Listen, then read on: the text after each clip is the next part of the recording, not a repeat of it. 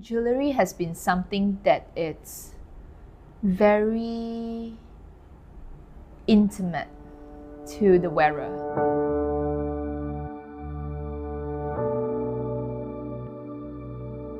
Apart from clothing, apart from objects, things can be temporary, but we do see that jewellery is something that it has a bigger meaning behind. They might be so small, but it has such a great meaning that remind us of the person who used to wear it.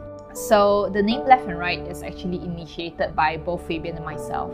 Both of us, we are thinking about all the possibility of what we want to name the venture that we are going to start, but we do not want it to be a catchy name. We really want the name to be able to represent who we are as a person, what we believe and what we stand for as well.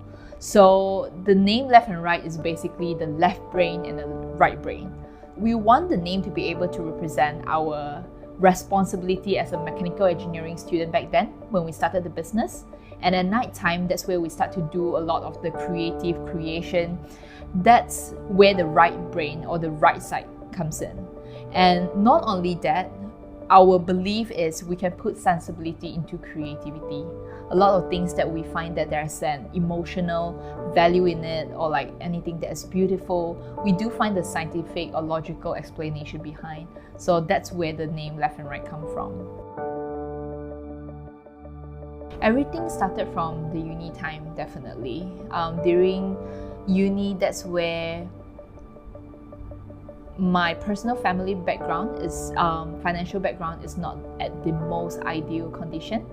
So that is where personally I need to look for a job to support myself during study. So I used to work 3 part-time jobs, anything that I'll be able to keep myself afloat during the uni time. And it was a really coincident opportunity that the club that Fabian and myself are in, we are required to set out a booth and to sell something. And then that is where I bring out this box of beads and material that I've been saving up since I was 8 and never actually made anything from it. And just voluntarily says that we can use this material. It's not that hard to string up all the beads, make into bracelet and start selling. So we just string things up and then started to sell. So the response that day was amazing, was really, really good.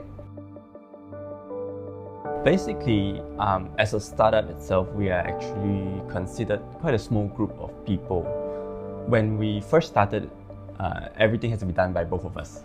So we have to take care of the production part, we have to take care of the business part, the marketing, the financial stuff, everything that we have to cover it. So definitely we do feel that we are always short on time, because there's so many things we need to do, there's so many things we need to cover. So, and also when we first started, our equipments weren't very complete.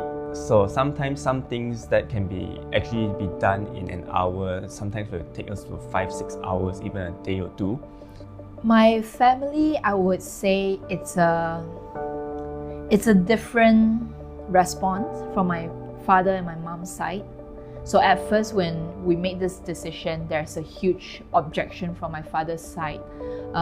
It takes a lot of conflict and discussion and then communication to really solve this. And I think there's also another blessing, which is the response from my mom. The comment that she gave me really helps me to sail through a lot of hard times, is that she told me, I don't even know what you're doing, but since young, you're always on your own and you figure everything out by yourself. So I know you'll figure things out. As a guy studying mechanical engineering, where my parents expect me to become an engineer when I graduate, when I tell them that I'm gonna pursue this full time, obviously they would have their own opinions. We had a lot of, I would say, arguments when we first started. There's definitely arguments, and there are a lot of so we try to communicate as much as possible, and I think only by proving myself and to them that I'm able to make them feel more comfortable with my choice.